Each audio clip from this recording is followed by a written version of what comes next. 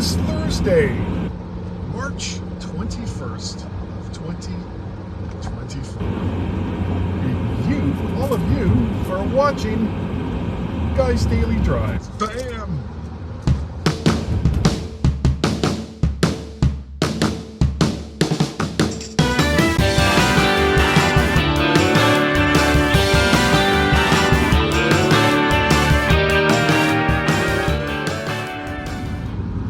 Welcome everyone to Guy's Daily Drive.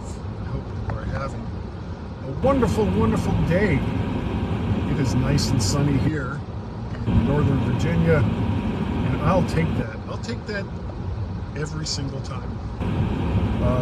Wish it was warmer, but it's not, so why worry about it?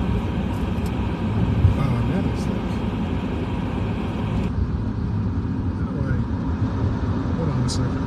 The fans are like super loud in the car. I'm trying to turn them down so it's like not so painful. I mean, the car is loud enough as it is. I don't need more loud. I don't need more loud when I'm doing Guy's Daily Drive. Yeah, this is how you know everything is live and everything is unscripted, by all the dumb things that I have to do before I can oh, come on. Everyone is just working against me today. I just want to...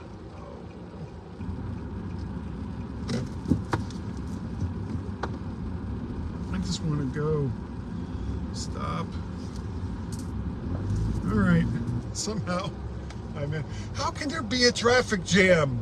How can there be a traffic jam on a road like that? That is like ridiculous. How does that happen?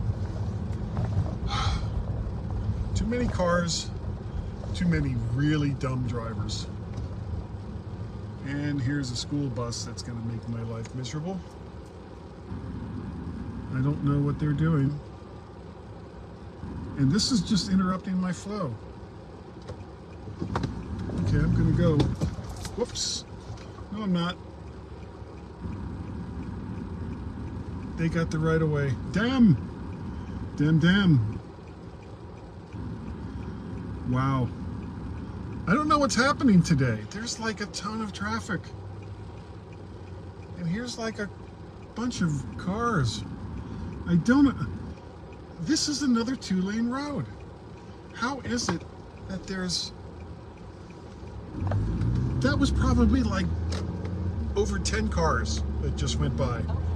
For absolutely no reason that I can tell. I have no idea why that was backed up like that. Oh my God. Just craziness. I don't understand. Okay, well, now that that excitement is over, I actually may edit some of that out because that's like ridiculous. But in case I do edit or I forget, welcome back to the post-traffic Guy's Daily Drive. How crazy was that? I mean, it started at the school, the Catholic Church school, where there were like 4 cars waiting, trying to get into the parking lot and letting people out from another intersection. Which, okay, great.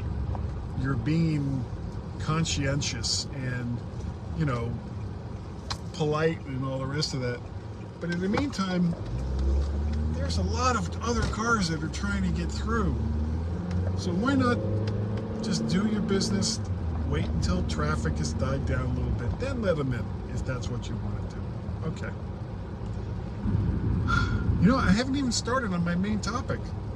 It's just been, it's been insanity since I left the house. Okay. Let's talk about EVs, electric vehicles. There's quite a few of them to choose from. Rivian, Tesla, all the ones from the big companies. And apparently they're not really selling that well. And you know, I think the big reasons are, number one, resale value on EVs, apparently from what I'm reading, is like in the toilet. and I don't know if that's a deliberate move on the part of other car manufacturers or lots or whatever. But you go to turn in your EV that cost you, well, let's be kind, over $50,000, because they're more expensive than internal combustion engine cars for the most part. You're not getting a whole lot back. You're not getting a whole lot back from those cars. And sure, they say they're the future, and it's kind of a force-fed future because they're kind of cramming them down our throats, which, okay, the environment and all that, but they're not, when you look at the overall way that they're built and the materials that are used, it's not the greenest thing that's out there. And when you consider, at least here in the United States, that most of our power is still coming off of coal and natural gas and nuclear and all these options that are not green sources of power, over the lifetime of having your EV, and most of them have a range of less than 300 miles, which means at least every other day or so, if you have a standard commute, not even counting if you're going to take them on a long trip, you have to recharge them. So on top of the extra cost of owning an EV, now you've got the additional cost of putting a charger in at your home. And if you're out on a relatively long trip, finding a charging station that isn't going to take you over an hour to just get an 80% charge on your vehicle, which 80% of 300 miles is what, 250? I'm not sure, but it's certainly less than you would get with a full charge. I don't want one. I really, I don't want an EV. I mean, great, they got the instant power and all the rest of that, but the anxiety of wondering, am I gonna have enough range to get to point A to point B from point A, and once I'm at whatever my destination is, am I going to have to charge it when I'm there?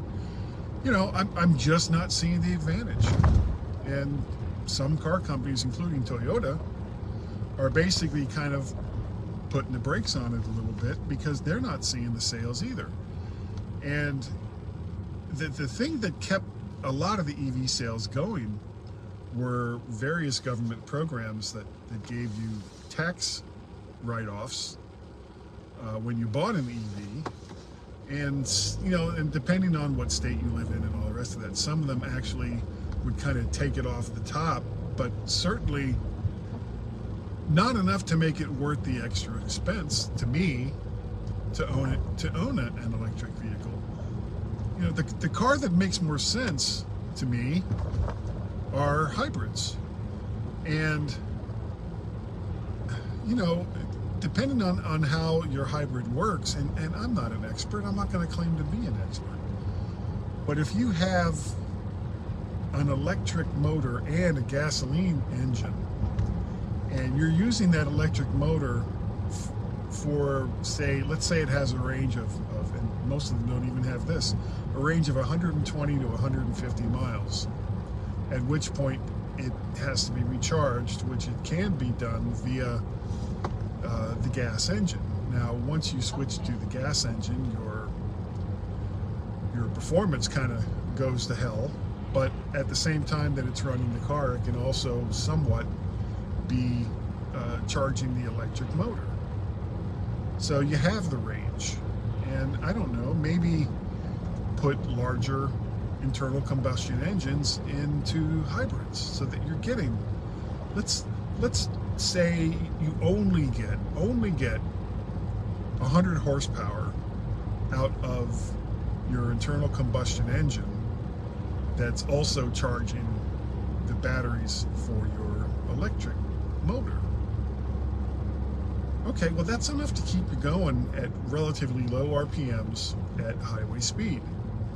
So what's the problem here? Is it as, when you're running it with the internal combustion engine, is it putting out as much pollution as everybody else's car? For the most part, yeah. But you're also not getting that range anxiety. You're also being able to go to the places that you want to go without all of the fuss and without all of the worry. And if you're in a car with your family and you're going on, say, vacation or whatever that's relatively close, or not even relatively close, a little farther away than what your EV is going to give you for range, why even deal with that? I know Hertz bought a lot of EVs, mostly Teslas, and they ended up selling them in a fire sale because nobody wanted them. Nobody wanted to rent a Tesla. Nobody wanted to rent an EV when they're in an unfamiliar place, unfamiliar city. Ooh, this is possibly bad. Okay, no, it wasn't good. The guy in the car was smart, making a left out of a blind turn. And when you figure in, not only do you not know the area, you're not going to know where chargers are and all the rest of it. And yeah, there's apps and stuff that'll tell you where they are. But it's an extra step and it's an extra worry that you shouldn't have to just to drive around in a car. So, I don't know. I don't think EVs are ready for prime time, and I really question whether EVs are the future of commuting in the United States. I think that there's the potential for better fueling solutions, hydrogen, which has languished, unfortunately. And yeah, that has its problems too, very much so. But there needs to be something that's going to give us the range of an internal combustion engine and the ability to have it refueled in a relatively short amount of time, 15 minutes, and you can be back on the road with full range of whatever the car is capable of doing. Anyway, those are my thoughts. You're welcome to contact me and tell me I'm full of crap, or you agree with me, or however it goes. But whatever it is that you do, if you're watching this on YouTube, make sure you like, share, subscribe to Guy's Daily Drive or the Vert Shark channel over there on YouTube. You'll also get, of course, the video for the MyMac.com podcast that I do every single week, almost every week, with Gaz. Greatly appreciate it if you would do that. You can find Guy's Daily Drive in practically every single type of podcast aggregator that's out there. So subscribe to that too. Tell your friends you know this crazy guy that about twice a week talks to his phone in his car while he's driving to work because, entertainment value.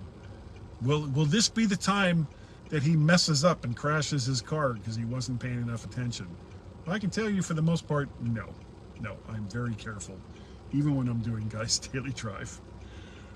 What else? Oh, if you want to get a hold of us or hold of me, that would be guy@mymac.com. That's the email address. You can, of course, go on over to the Tubes of You. The Vert Shark channel has all of the vids. VertShark.com, my website, has not only all of the vids, but it has all of the odds. You can subscribe to the MyMac.com podcast that I do with Gaz via the MyMac.com subscription link. And if you do it through that link for just the MyMac.com podcast, you'll get the bonus after show that I don't include with the VertShark.com, because there's got to be some extra added value for the people that get it through MyMac.com. That's how it works. You can help me out if you want. You don't have to, by going to patreon.com/MacParrot, coffee, ko-fi.com/MacParrot, or PayPal at paypal.me/MacParrot. Greatly appreciated if you do so. Don't have to. I'll keep doing this anyway, as well as the MyMac.com podcast. Man, that sun is bright. That sun is like right in my eyes. Oh, and there's, you know, I'm Mac Parrot or Vert Shark on all of the social medias, X, Facebook, Counter Social, Mastodon, they're all there. Anyway, that is going to do it for today. So thank you. Thank you all so very, very much for joining me on Guy's Daily Drive. I really, really do appreciate it. And I hope you have a wonderful day. And I will see all of you next time right here on Guy's Daily Drive. Bye-bye.